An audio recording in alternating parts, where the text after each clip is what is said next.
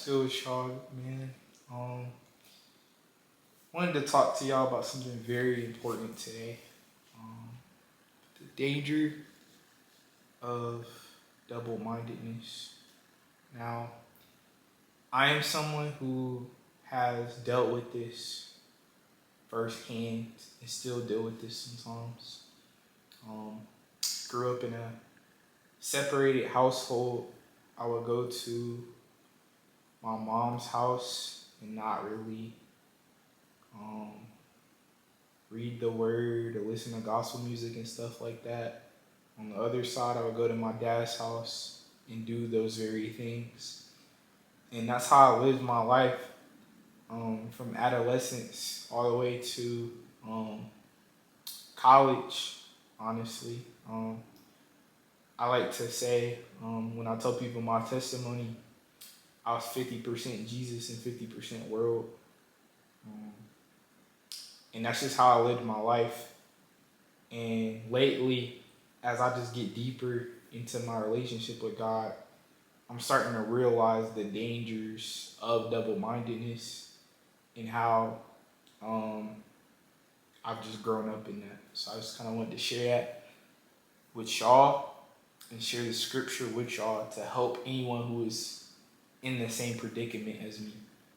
So I'm going to be reading James 1:5-8, and it reads, "If any of you lacks wisdom, let him ask God, who gives generously to all without reproach, and it will be given to him.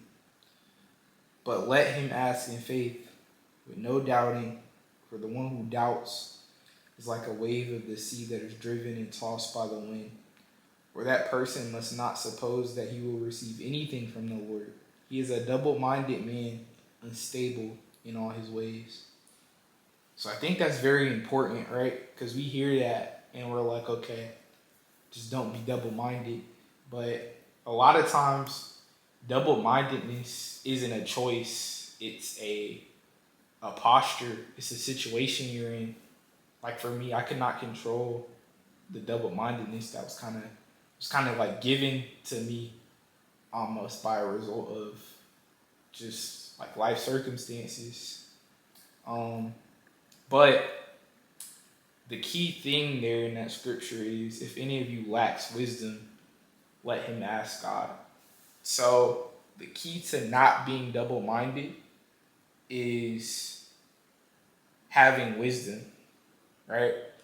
So therefore, we can kind of come to a conclusion. If you don't have wisdom and you're not asking for wisdom, you're guaranteed to go into a state of double-mindedness. You're guaranteed to go into a place of like unstableness, like of instability. So it's like you cannot have your cake and eat it too, walking with God. You cannot go to the club on Saturday and go to church on Sunday. You cannot listen to this worship song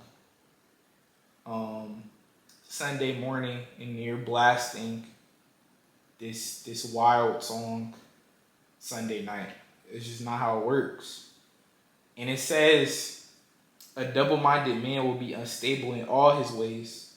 So a lot of times us as Christians and just us as humans, we believe that we can control unstableness, which makes no sense because that word literally is like, it's uncontrollable. So you think that you're going to be unstable in just this one area of your life? No. That double-mindedness is going to affect every single thing you do. You're going to be unstable in your decision making. You're going to be unstable in your job.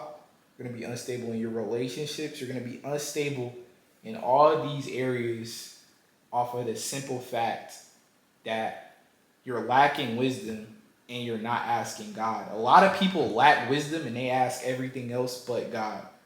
They'll ask their friends. They'll ask psychics. They'll ask crystals. They'll ask ancestors. They'll ask all these different things, but they won't ask God.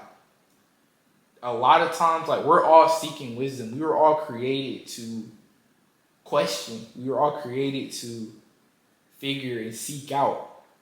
That's why the relational aspect of following God is so important. But yeah, like for those who are in double-mindedness, like this video is for you. There's still time, but time like is running out. Jesus is coming back soon. And yeah, if you don't have a church, start going to church. If you have church hurt, continue to pray about it.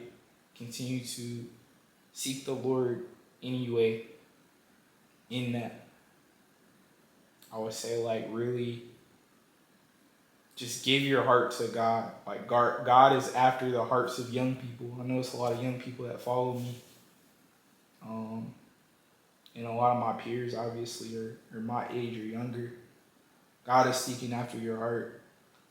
How many signs is it going to take for you to follow God? How many things are going to have to happen that are unexplainable for you to like give your life to God?